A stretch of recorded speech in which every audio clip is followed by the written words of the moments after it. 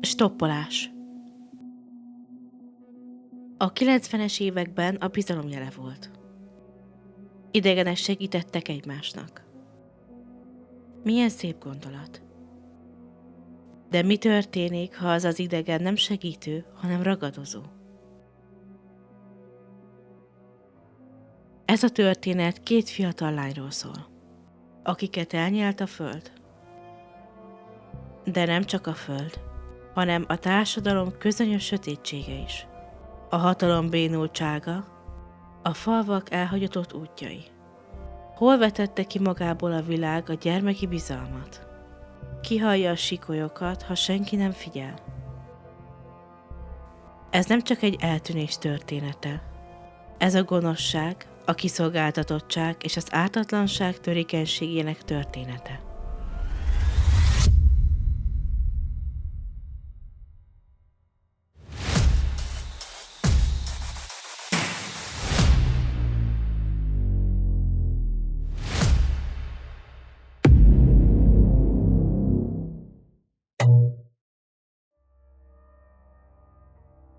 Románia, Caracal.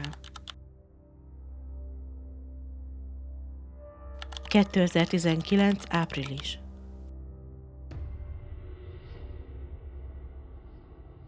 Luisa Melencu, 18 éves. Radomir faluból származó egyszerű vidéki lány nyomtalanul eltűnik. Április 14-én vagy 15-én stoppolás közben vésznyoma. Caracal felé tart, vagy onnan próbál hazajutni. Egy ártatlan mindennapos szokás, a stoppolás válik végzetessé. Az utolsó biztos pont. Caracal környékén látták utoljára. A család azonnal jelenti az eltűnését a rendőrségen. A válasz: felnőtt, biztos elment a barátjával, majd előkerül. Vagy a hercegével ment el, majd hazamegy. Nincsenek azonnali keresőakciók, nincsenek ellenőrzések. Nincsen sürgető intézkedés, csak közöny és hanyagság.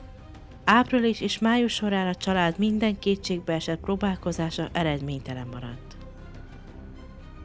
Az anya, Monika Melencu, a nagypapa és a nagybácsi újra és újra hívják a hatóságokat. De senki nem mozdul. Közben 2 furcsa telefonhívás érkezik. Az egyikben azt mondják, hogy Luisa már nem akar hazajönni. Svájcba ment egy barát tanácsára. A másikban azt mondták, a gyerekek megérkeztek Svájcba, jól vannak. Ez tipikus emberkereskedői narratíva. Hazugságok, amelyeknek a célja, hogy a család lassan feladja a keresést. Senki sem figyel, senki nem kapcsolja össze a jeleket. Áprilisban egy kulcsfontosságú nyom is felbukkan.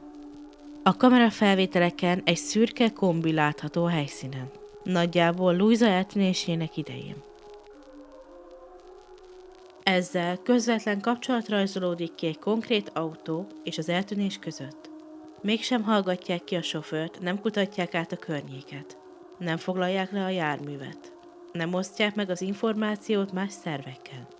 A nyomozás tétlen maradt. Mintha mindenki a fékre lépett volna. Luisa ügyét eltűnt nagykorúként kezelik. Hónapok telnek el érdemi cselekvés nélkül. Egy ártatlan lány eltűnik a föld színéről, miközben az állam csak nézi. Ez már nem csak egyszerű mulasztás. Ez a közöny teremti meg azt a teret, amelyben valaki elveheti egy fiatal lány életét úgy, hogy senki sem próbálja meg időben megállítani.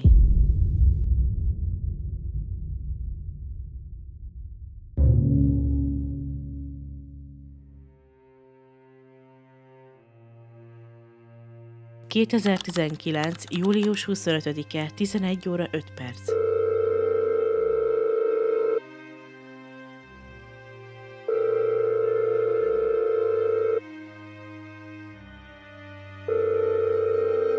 Nu, ce urgență aveți?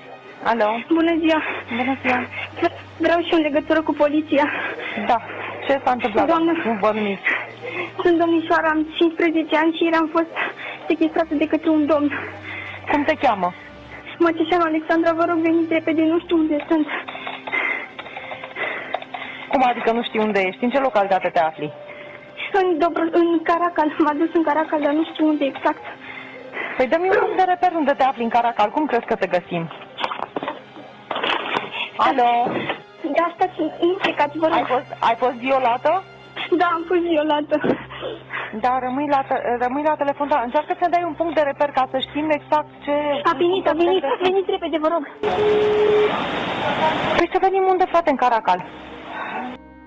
Păi ce dacă se facă în Caracal, că a răpit-o și a dus-o în Caracal, dar nu știe unde?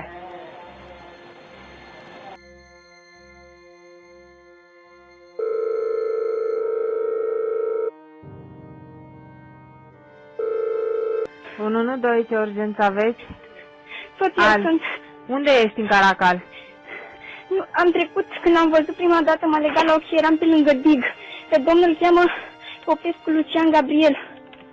Lângă dig, Popescu Lucian. Păi și acum pe unde ești? Te poți uita? Nu pot, sunt închisă într-o cameră, văd decât o poartă. Ia, uită-te pe... Și de unde îl cunoști tu pe el? Ia spune.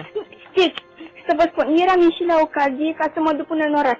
Și dumnealui m-a luat la ocazie, a închis mașina și m-a închis acolo. După aia a zis să mă ducă la el. Te-a luat la ocazie? Numărul de la mașină? Da. Mai ții minte ceva din numărul de la mașină? Nu. Ce mașină, ce culoare, măcar ce mari? Mașina era gri și avea boturile torțite. Cu bot turtit? Da. Atât ai reținut tu. Și acum ești închisă, ai trecut pe lângă dig? Da, atunci când m-am uitat prima dată, dar acum nu știu, cred că sunt în bol sau ceva, nu știu. Bun, ai telefonul la tine, da? Da, dar e la el. Eu acum sunt după alt număr. Nu contează. De unde ai tu numărul ăsta? Care număr? Ăsta de pe care mă sun, de unde ai telefonul lui, l-am găsit aici. Telefonul lui? Da. Este telefonul lui, da? Bun. Da, doamne, vă rog, trimiteți pe cineva că mi-e frică. Stai puțin, am înțeles. Stai puțin la telefon dacă tot poți. Alo? A Poliția trecut. pe lângă dig, de ieri e răpită. Ăsta e telefonul lui. Veniți cât mai repede. Unde să venim, domnișoare? Ia spuneți-ne. Poftim? Unde? Nu știu exact, am trecut pe lângă dig, dar acum cred că sunt în Bold, că altundeva nu putea să Unde? Unde sunteți? În Bold. În Bold? Da, uite. Județul Olt? Stați, am găsit o adresă. BLD, Antoniu Caracalo, numărul 9. Acolo rămâneți acolo, Antoniu Caracala, numărul 9, da?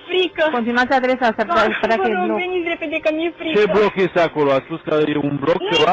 Nu este bloc, este o casă, este o casă. Bun, rămâneți acolo să vină un echipaj de poliție, bine? Veniți repede că mi-e frică. Da, bine.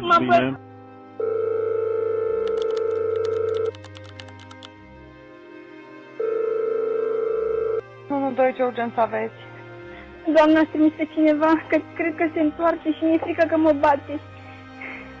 Da, ai vorbit cu poliția, da? Da, cu dumneavoastră, da. Ce ți-a zis poliția? Mi-a zis că o să-ți trimite un echipaj, dar vreau mai repede și... Poliția a revenit fapt. Da. Spuneți, doamne. Da.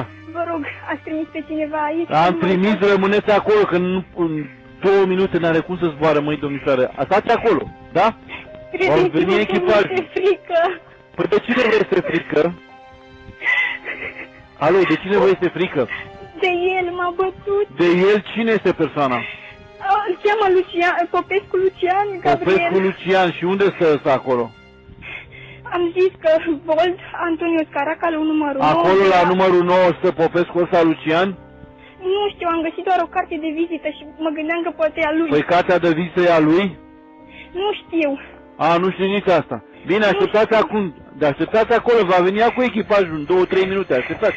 Vă rog, stați cu mine la telefon, că mi este frică. Nu pot să stau în telefon, domnișoară, că avem și alte apeluri.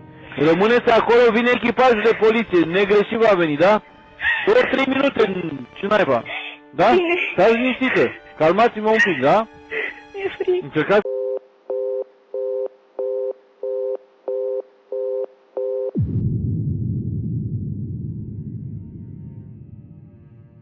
A lány, aki a túlélésért küzd, egy pillanat alatt újra magára maradt. A segítség, amit várt, nem érkezik meg időben. A kezelők megnyugtatták, 2-3 perc és ott vagyunk. Közben a háttérben a rendőrök WhatsAppon küldenek egymásnak képeket egy autóról. Egy szürke Renault kombiról, amely már ismerős lehetne Luisa ügyéből. A rendszám nem látszik, mégis a nyom ott van. Másfél óra telik el, mire a rendőrök azonosítják a férfit, aki a környéken régóta ismert figura.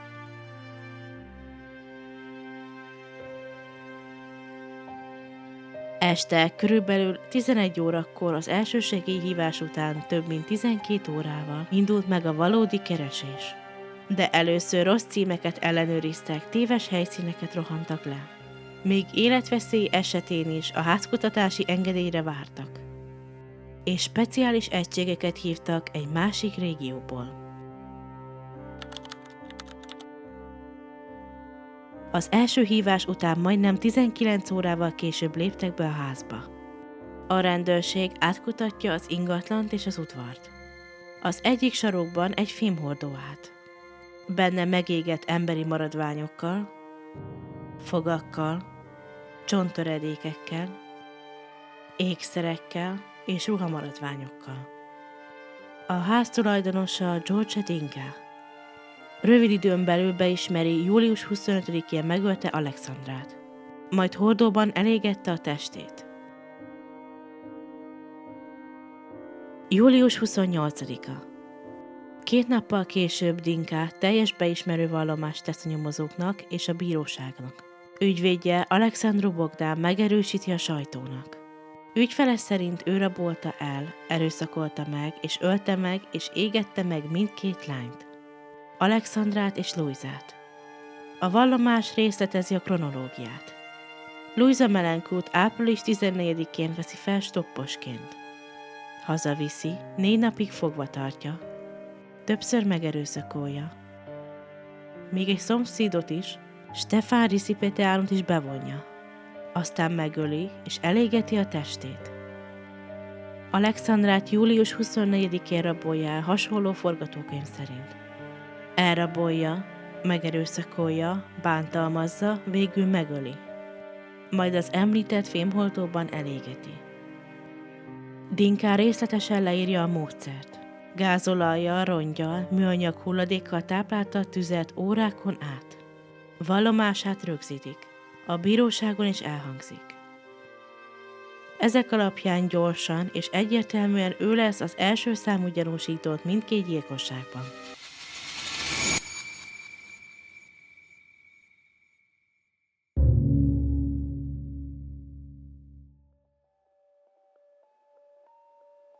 ...2019. augusztusában a DNS vizsgálat igazolja. A hordóban talált egyik fogtöredék Alexandra DNS-ét tartalmazta. 99,93%-os egyezés mutatva a szüleivel. Louisához köthető egy erdőben talált csontmaradványok viszont olyan mértékben égtek meg, hogy a DNS analizáció gyakorlatilag lehetetlen. Így nála továbbra sincs egyértelmű azonosítás. 2022. szeptemberében az Olt megyei törvényszék első fokon 30 év börtönre ítéli Dinkát gyilkosság, emberkereskedelem és nemi erőszak miatt. Bűntársa 12 évet kap Louisa megerőszakolásáért. Dinka fellebbezett. 2023. május 30-án a Craiova Tábla bíróság jogerősen megerősíti a 30 éves büntetést. A bíróság elfogadja a beismerést, a DNS vizsgálat eredményeit Alexandra esetében, a vallomásokat és a helyszíni bizonyítékokat.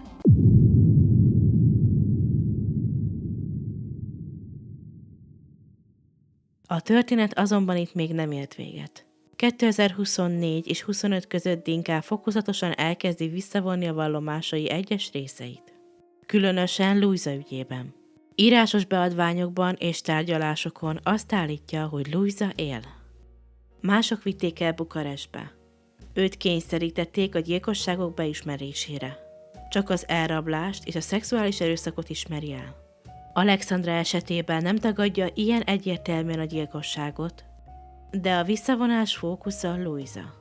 Közben külön nyomozás indult el a telefonok, a lehetséges bizonyítékok megsemmisítése és egy feltételezett szélesebb hálózat szerepének tisztázására. Louisa telefonja ugyanis hónapokig aktív maradt Dinka letartóztatása után. Mozog különböző városok között. és ez újabb, nyugtalanító kérdéseket vet fel. 2026. márciusára Dinkát továbbra is börtönben ül. A 30 éves büntetését tölti. Körülbelül 65 évesen kezdte el a büntetését, és most nagyjából 72 éves. Egészségügyi állapota rossz. Szívproblémák, cukorbetegség és különböző daganatos betegségek gyengítik. 2025. decembere és 26. januárja között kórházba került, majd elindult az egészségügyi okokra hivatkozó feltételes szabadlábra helyezés kérelme. A döntés még függőben, de az a gondolat, hogy egy ilyen ügy szereplője valaha szabadulhat, sokak számára elviselhetetlen.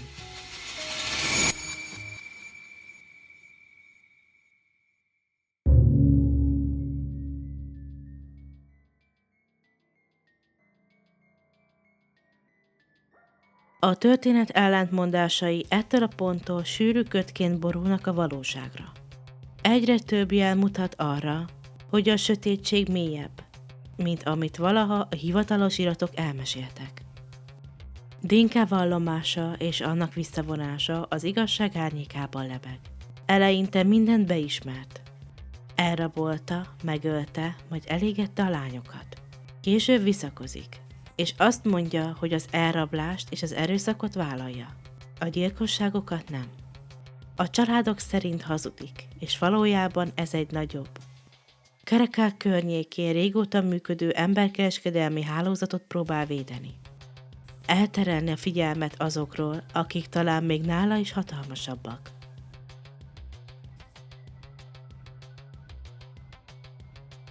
Luisa és Alexandra szülei az eltűnések után furcsa telefonhívásokat kaptak. Az egyik hívó Dinka, a másik egy ismeretlen férfi. Mindketten ugyanazt üzenték, a lányok jól vannak. Külföldön dolgoznak, házasságokat kötnek. És azt, hogy ne aggódjanak miattuk. Ez a módszer ismerős. Sok emberkereskedelmi ügyben pont így próbálják megnyugtatni a szülőket és a rokonokat. Hogy ne jelentsenek semmit, ne keressenek tovább. A nyomozók azonban nem hallgatnak ki minden lehetséges cinkost, és nem követnek minden szálat. A családok ügyvédei kérik, hogy független szakértők vizsgálják meg. Fizikailag lehetséges-e az, amit Dinka állít a hangvasztásról? Hogy egy udvari fémhordóban tényleg el lehet-e tüntetni egy emberi testet olyan módon, ahogy ő azt leírta. És innen jutunk el a történet egyik legvitatottabb részéhez, a hordóhoz. Forenzikus szempontból egy teljes hangvasztáshoz, a csontok tökéletes elégetéséhez, megközelítőleg 800-1000 Celsius fok közötti hőmérséklet, folyamatos légáramlás és nagy mennyiségű, egyenletesen adagolt fűtőanyag szükséges. Egy temetői krematóriumban ezek adottak. Ipari kemence, szabályozott oxigénáram, folyamatos hő. De egy lakóövezetben, egy egyszerű fémmordóban, egy kis udvaron mindez kivitelezhető-e úgy, hogy senki ne vegye észre? A kérdések sorakoznak. A hordófalai kibírják-e a tartós extrém hőt, vagy deformálódnak és szétrepednek? A tűz és a füst mennyire látványos?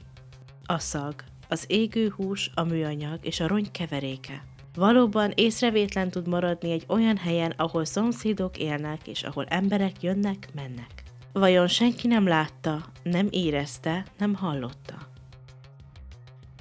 A tudomány szerint egy fémhordóban lehetséges a részleges elégetés. A lágyrészek egy nagy része el is éghet. A csontok töredezhetnek, elszenesedhetnek. Az viszont, hogy teljesen nyomtalanul eltűnjön egy test, sok szakértő szerint gyakorlatilag lehetetlen ilyen körülmények között. De akkor mi történt valójában? A hordóban talált fogdarabok hivatalos vizsgálata szerint a DNS profil Alexandra szüleivel 99,93%-os egyezés mutat. Ugyanakkor a fogakon néhány olyan fogászati beavatkozás nyomai látszanak, koronák, tömések, amelyeket a család és a fogorvos szerint Alexandra soha nem kapott. A szakértők az összes fogat egyszerre destruktív módon vizsgálták. Porrá örölték, így egyenként már nem lehet utólag ellenőrizni. hogy pontosan melyik darabból nyertek DNS-t. Louisa esetében a helyzet még zavarosabb. Az erdőben talált neki tulajdonított csontok olyan mértékben égtek el, hogy a hő gyakorlatilag tönkretette a DNS-t. Ugyanakkor a szomszédok nem láttak olyan füstöt vagy tüzet, amely órákon áttartó égetésre utalt volna. Ráadásul a csontok életkora sem stimmelt. Dinka mégis azt állította, hogy 8 órán keresztül égette a lányokat. A holttestek soha nem kerültek elő teljes egészükben. A maradványok töredékesek, és a családok ennek ellenére halotti bizonyítványt kaptak. Innen alakul ki az egyik legerősebb spekuláció. Lehet, hogy a hordóban nem csak Alexandra fogai voltak. Elméletileg lehetséges, hogy 21 fogdarabból csak néhány tartozott hozzá, a többi meg egy másik, esetleg már korábban kezelt koronás tömött fogazatú áldozaté. A motiváció ebben a spekulációban világos. Ha Dinka valójában csak egy kis láncszem volt egy nagyobb emberkereskedelmi hálózatban, akkor a rendszernek érdeke lehetett, hogy a történet egyetlen magányos szörnye szürküljön. Ha van gyilkos, van beismerés és vannak legalább részben azonosított maradványok, akkor a hivatalos verzió lezárható. A fájdalmas, kényelmetlen kérdések továbbra is hátrébb tolhatóak. A családok számára ezért váltak a fogak a kétel jelképévé.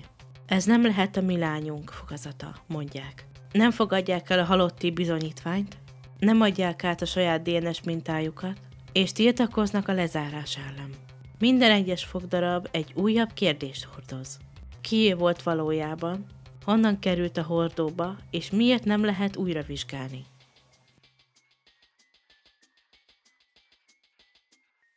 A nyomozás egy másik sötét szála, a rendőrség és a bűnözői körök közti kapcsolatokhoz vezet. Amikor Alexandra 112-es hívásai elindítják a keresést, a rendőrség nem kizárólag saját hivatalos csatornáit használta. Ahelyett, hogy csak a saját adatbázisaiban és a terepen dolgoznának, olyan emberekhez fordulnak, akiket a helyiek régóta mafiózóként emlegetnek.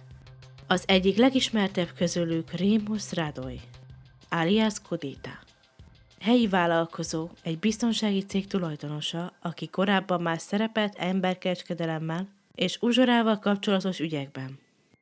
A beszámolók szerint a rendőrség még aznap délután nagyjából 6 órával Alexandra utolsó hívása után felhívja Radoyt, és bizalmas információkat oszt meg vele. Telefonszámokat, járműadatokat, lehetséges címeket. Radoy gyanús helyszíneket javasol, először olyan címeket, amelyeknek nincs köze az elrabláshoz. Később pedig rivális alvilági csoportokhoz köthető házakat. Az irány téves, a nyomozás órákat veszít, miközben Alexandra élete perceken múlik. Ez a dinamika beleillik abba a tágabb képbe, amely szerint Olt megye régióban a rendőrség, a politikai szereplők és az alvilág közötti információs kapcsolatok évek óta mérgezik az igazságszolgáltatást. A családok ma is kételkednek. Louisa anyja 2025-ben azt mondja, van egy kérdés, amire sosem kaptam választ. Nem fogadja el, hogy a lánya meghalt. Számára a telefon mozgása, a titokzatos hívások, a hiányzó vagy ellentmondásos bizonyítékok mind azt sugallják, hogy valami nincs rendben. Alexandra családja sem hisz a magányos gyilkos narratívában. A segélyhívások hangja, a rendőrség reakciójának lassúsága, a bizonyítékok kezelésének zavaros részletei mind olyan lyukakat hagynak a történet szövetén, amelyeken keresztül más magyarázatok is felsejlenek. A történet egyik másik furcsa szála Louisa telefonja. Dinka azt állítja, hogy az eltűnés napján elveszi a lány Samsung G3-as készülékét, majd az út mentén eldobja. Később azt mondta, hogy egy napraforgó földszínén hagyta. A kihallgatáson többször változtatta a pontos helyet, és azt, hogy ő maga nem használta a telefont, csak szimulált hívásokat, más szimkártyákkal, hogy elterelje a nyomozást. A hálózati adatok viszont teljesen más mondanak. Louisa telefonja a hivatalos adatok szerint 4 hónapon át aktív maradt. Egészen 2019. augusztus 26-áig. jóval azután, hogy Dinkát letartóztatták. Rövid WhatsApp videóhívások történtek. Rövid időre egy másik SIM-kártyát is regisztráltak benne április 23-áig. Később a telefon különböző helyeken ébredt fel. Marsáni, Bukarest különböző kerületei, sőt, a lány nevén futó WhatsApp csoportból is kilépett egy eszköz. Ha Dinka valóban áprilisban eldobta a telefont, és Luisa meghalt, akkor kihasználta hónapokon át a készüléket. És miért pont a hangpostát és a WhatsAppot? Kinek az útvonalát követi a telefon? És miért nem követte a nyomozás ugyanazt az utat? Ebben a fonalban bukkan fel újra Dinka szomszédja és barátja, aki 12 évre ítélnek Luisa megerőszakolásában való részvétel miatt. Vallomása többször változik. Először elismerte, hogy Dinka hívta át a házba, majd aztán próbálta kisebbíteni a szerepét. A telefon dossziéban is felmerült a neve. Talán ő vagy más használta Luisa telefonját. De bizonyító erejű adat azonban nem került elő. A kérdések mai napig nyitva maradtak. Az egész vizsgálatot belengi a gyanú, hogy Olt megyében nem egy egyedi esetről van szó, hanem egy mélyebben gyökerező struktúra tüneteiről. Románia évek óta az Európai Unió egyik legsúlyosabban érintett országa a kiskorúak szexuális célú emberkereskedelme terén. Évente több ezer 14 és 18 éves lányt visznek el külföldi prostitúciós hálózatokba. Németországba, Olaszországba, Spanyolországba, az Egyesült Királyságba, Belgiumba, Svájcba. A szegénység, a falvak elszigeteltsége tökéletes terep a toborzóknak. Fiúk, férfiak, akik szerelemmel, jobb élettel, nyugati munkával csábítják rá a lányokat. Ez egy régóta ismert taktika. Caracal, ez a 30 000-es kisváros Olt megyében nem véletlen kerül a figyelem középpontjába. Évek óta rossz híre van a maffiától, a bordélyházaktól, és a 2010-es évek elején több razzia is történik. 14 és 16 éves lányokat futtatnak bordélyokban. Az ügyfelek között helyi rendőrök, külföldi üzletemberek, és egyes beszámolók szerint a közeli katonai bázisból is felbukkantak katonák. A hálózat néhány elemét felszámolták, de a helyiek szerint a maffia sosem tűnik el teljesen. Inkább átalakul és alkalmazkodik. 2019 nyarán a Caracal ügy csúcspontján a rendőrség nem saját szakmai protokollját követi, hanem a helyi maffiához fordul segítségért WhatsApp üzenetekben. A kérdés pedig egyre hangosabb. Miért pont a maffiát hívták? Kinek az érdekét szolgálja az e fajta együttműködés? Ebben a közegben nem meglepő, hogy sok újságíró és megfigyelő szerint Dinka nem egy magányos szörny, hanem inkább egy beszállító. Egy olyan ember, aki elrabol lányokat, fogva tartja, bántalmazza őket, majd átadja őket másoknak. Olyan hálózatoknak, amelyek Caracaltól messze vezetnek. Ebben az értelmezésben a gyilkosság verzió akár fedőtörténet is lehet. Miközben a világban máshol, mások kezében szenvednek tovább.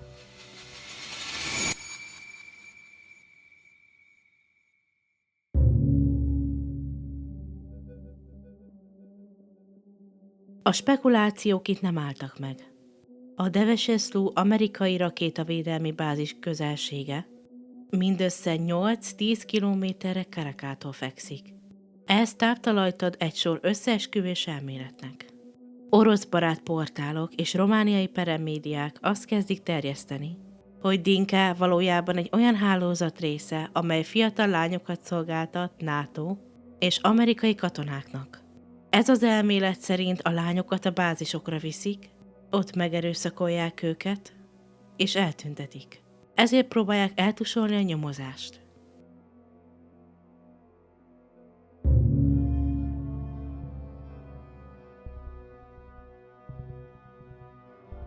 Ugyanebbe a sötét fantáziavilágba illeszkedik az a gondolat is, hogy a caracali tragédia egy globális pedofil hálózat romániai leágazása. Hasonló tónusban bukkan fel az Epstein ügy egyik szála is. 2019 nyarán a világ figyelme Jeffrey Epstein és a körülötte kiépült, kiskorúak kizsákmányolásával vádolt hálózat felé fordult. Egyes román és nemzetközi kommentátorok összekapcsolják a két történetet. Ha Epstein valóban járt Romániában, ha a román lányok is megfordultak a környezetében, ahogy a 2026-os akták is bizonyítják, akkor elképzelhető-e, hogy a karakali lányok is egy ilyen globális hálózat áldozatai lettek? Jon Nicola, román festő, Epstein New York-i házában lakott. Bukarest és New York között ingázott. E-mailekben egyeztettek. Princeton professzor 2008-ban e-mailben 2 román egyetemista lányt ajánlott fel. $10,000 fizetés munkalehetőség New Yorkban. Plusz volt egy modell is, Andrea, akit támogatott. Egy névtelen román nő $30,000 utalást kapott. Egy másik román modellnek pedig Epstein fizette a lakbérét, a fogászatát. És 2010-ben Buckingham palotába kísérte András herceget egy közös vacsorára. Az aktákban Románia több mint 800 alkalommal volt megemlítve. A Zorro Ranch Epstein New Mexicói birtoka is tovább sűríti a spekulációt. Névtelen tippek szerint 2 külföldi lány, valószínűleg kelet-európaiak fulladtak meg, és ott is lettek eltemetve. Ugyanakkor ezeknek a szálaknak nagy részéhez sosem társulnak valódi, ellenőrzött bizonyítékok. A Deveszelu bázis és az amerikai kapcsolat körüli narratívák is sokszor inkább geopolitikai fegyverként funkcionálnak. Ha egy országban erős az ellenszem a NATO, vagy az Európai Unió iránt, akkor egy ilyen tragédia könnyen válik eszközzé a bizalmatlanság szítására. A kérdés ettől még ott lebeg. Mi volt valós és mi volt szándékos manipuláció? Melyik elem támasztható alá dokumentumokkal, tanúvallomásokkal, és melyik csak a félelem és a düh és a gyász terméke? Miközben a spekulációk terjednek, a karakali ügy politikai és társadalmi következménye is egyre erősebbnek érződnek. A botrány megrendíti az igazságszolgáltatás és a rendvédelem iránti bizalmat. A nyilvánosság elé került hibák, késlekedések, rossz döntések. A kormányzó párt olyan jogszabálymódosításokat készít elő, amelyek rövidítenék az elévülési időket, és enyhítenék a hivatali hanyagság büntethetőségét. Alexandra segélyhívásainak kiszivárgása után az ország felháborodott. Tüntetések indultak meg Bukarestben és Karakában. Sokan úgy érzik, hogy ez a kormány gyilkossága. Nem szó szerinti értelemben, hanem abban az értelemben, hogy a gyengített jogi rendszer akadályozta a rendőrség gyors és hatékony fellépését. A botrány személyi következményekkel is járt. Nicolae Moga belügyminiszter lemondott. Ekaterina Andronescu oktatási miniszter pedig menesztették. Egy érzéketlen nyilatkozat miatt. Ioan Buda rendőrfőnököt eltávolították. Az SCS vezetője is távozik a technikai és szervezeti kudarcok miatt. Később bevezetik az Apple 112 alkalmazást, amely a GPS alapú hely meghatározást teszi lehetővé. És módosították a szabályokat, hogy életveszély esetén ne legyen szükség hosszabb bírói procedúrára egy házkutatáshoz. Mindez azonban nem ad választ a családok legfontosabb kérdéseire. Az, hogy fejek hullottak a botrány után, még nem azt jelenti, hogy valódi felelősségre vonás megtörtént volna. Sokakban az az érzés maradt, hogy a rendszer hibáiért senki nem áll igazán nyilvánosság elé. A karakali ügy nem csak 2 fiatal lány életét vette el, hanem mély sebet ejtett a román társadalom igazságérzetén is. A legkegyetlenebb kérdés pedig még mindig válaszra vár. Alexandra nagybátyja, Alexandru Kompanassu és Luisa anyja, Monika Melenku máig ragaszkodnak ahhoz, hogy a lányokat nem gyilkolták meg, hanem eladták őket egy emberkereskedelmi hálózatnak. Az életben maradás elmélete több egymásnak összefüggő jel táplálja. Titokzatos telefonhívások, amelyek ismeretlen férfiak, köztük feltehetően Dinka, arról biztosították a szülőket, hogy a lányok jól vannak külföldön. Dolgoznak és vagy megházasodtak. Pletykák is szólnak arról, hogy Luisát Olaszországban látták. Az a tény, hogy Dinka felesége, Elena Dinka, Luisa eltűnése után nem sokkal tér haza Olaszországból, és napokat tölt a házban. A családok szerint akár kulcsszereplő is lehet abban, hogy a lányok külföldre kerültek, vagy abban, hogy a nyomaikat eltüntessék. A jogi stratégia is árulkodó.